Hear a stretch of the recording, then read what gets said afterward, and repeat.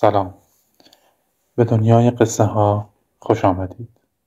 جایی که کلمات جان میگیرند و تخیل شما را به سفرهای دور و نزدیک میبرد. اینجا کنار هم داستانهایی میخوانیم که شاید فراموش شده باشند اما هنوز زنده اند. پس چشمانتان را ببندید، گوش بسپارید و آماده شوید برای یک ماجراجویی جدید. من علیرضا هستم و اینجا دنیای داستان‌ها آغاز می شود.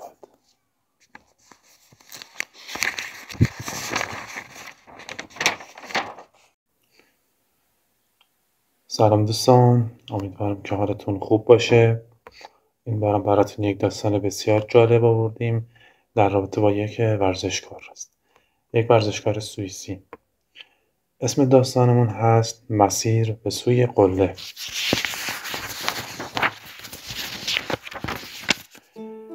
در یکی از روستاهای کوچک در کوهستان‌های سوئیس پسری به نام لوکاس زندگی می‌کرد. او پسرکی پر انرژی بود که همیشه رویای تبدیل شدن به یک اسکیباز حرفه‌ای را در سر داشت. پدر لوکاس یک کشاورز ساده بود و مادرش نیز در خانه کارهای روزمره را انجام می‌داد. خانواده آنها توانایی مالی چندانی نداشتند، اما عشق و حمایت خانواده به لوکاس نیرو می‌داد. لوکاس از کودکی عاشق کوه‌های پربرف بود. وقتی که 10 ساله بود، با چوب‌های قدیمی و از کار افتاده پدرش اسکی دستساز ساخت.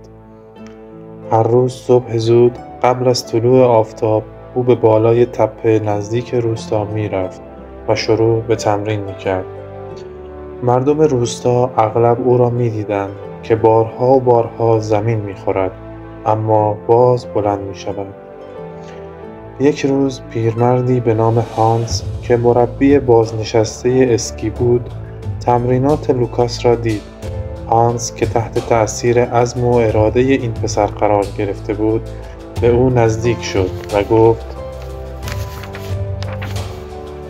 پسر جوان، استعدادت قابل تحسینه، ولی اگر میخوای موفق بشی باید قواعد بازی رو یاد بگیری. هانس تصمیم گرفت تا به طور رایگان به لوکاس آموزش دهد. از آن روز به بعد هر روز صبح لوکاس با هانس تمرین میکرد. او به تکنیک‌های پایه‌ای اسکی، استقامت بدنی و اهمیت تمرکز ذهنی مسلط میشد. اولین چالش لوکاس. چند سال بعد مسابقه محلی در شهر بزرگی در نزدیکی روستا برگزار شد. لوکاس که حالا 16 ساله بود تصمیم گرفت در این مسابقه شرکت کند، اما برای شرکت نیاز به تجهیزات حرفه‌ای داشت که هزینه آن از توان خانواده‌اش خارج بود. او به جای تسلیم شدن تصمیم گرفت با کار کردن در مزرعه و کمک به همسایه‌ها پول مورد نیاز را جمع کند. وقتی روز مسابقه رسید، لوکاس آماده بود. او در برابر رقیبان قوی‌تر و با تجربه‌تر ایستاد. هرچند که نتوانست قهرمان شود، اما عملکردش چنان چشمگیر بود که یک مربی معروف به نام مارکوس او را به تیم جوانان خود دعوت کرد.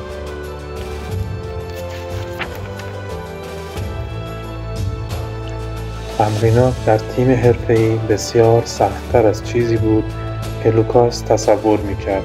او باید هر روز ساعت‌ها تمرین می‌کرد، رژیم غذایی خاصی را رعایت می‌کرد و از تفریحات معمول جوانان دست می‌کشید. گاهی اوقات دلتنگ خانواده‌اش می‌شد و حتی لحظاتی بود که می‌خواست همه چیز را رها کند، اما یادآوری این که چرا این مسیر را آغاز کرده است به او انگیزه می‌داد. در یکی از مسابقات بین‌المللی جوانان، لوکاس با یک حادثه سخت مواجه شد. او در حین یک حرکت پیچیده تعادلش را از دست داد و زمین خورد. پایش به شدت آسیب دید و پزشکان گفتند که شاید دیگر هرگز نتواند اسکی کند. ماه‌ها گذشت و لوکاس روی ویلچر نشست. دوستان و هم‌تیمی‌هایش به او دلداری می‌دادند، اما درد جسمی و روحی او عمیق بود. در یکی از روزهای سخت مادرش کنار او نشست و گفت: لوکاس، تو همیشه به ما یاد دادی که زمین خوردن پایان نیست. پس حالا وقتشه که نشون بدی خودت به چیزی که میگی باور داری. این حرفها جرقه‌ای در دل لوکاس روشن کرد. او تصمیم گرفت که برای بازگشت بجنگد. فیزیوتراپی‌های سخت و طاقت فرسا را شروع کرد. هر روز با تمرین‌های کوچک و گام به گام بدنش را بازسازی می‌کرد. 2 سال بعد از آن حادثه لوکاس در مسابقات جهانی شرکت کرد. این بار نه به عنوان یک تازه‌کار، بلکه به عنوان یک اسکیباز قدرتمند و با تجربه. وقتی نوبت او رسید، همه چشم‌ها به او بود.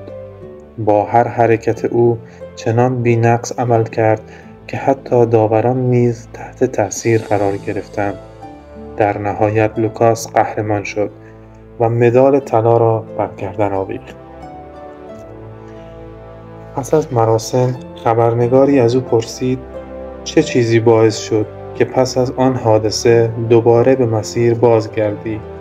لوکاس لبخندی زد و گفت: هر بار که زمین می‌خوردم به یاد می‌آوردم که این زمین خوردن‌ها همان چیزهایی هستند که به من یاد دادند چگونه بلند شوم. لوکاس به نمادی از امید و پشتکار تبدیل شد. داستان او الهام بخش هزاران جوان در سراسر جهان شد و نشان داد که هیچ رویایی با تلاش و ایمان دست نیافتنی نیست. خیلی ممنونم از شما که به این داستان ما گوش دادید. امیدوارم که از این داستان لذت برده باشید و اینکه چنل ما رو سابسکرایب کنید و گزینه زنگوله رو فشار بدید و ما رو حمایت کنید. شب و روزگار خوش.